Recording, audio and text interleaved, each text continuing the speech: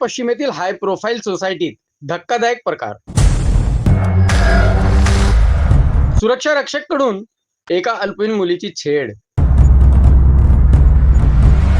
नागरिकांनी त्या नराधमाला पकडून दिले पोलिसांच्या स्वाधीन. संपूर्ण घटना सीसीटीव्हीत कैद. खडकपाडा पोलीस ठाण्यात सुरक्षा रक्षक अमोल जगताप विरोधात गुन्हा दाखल.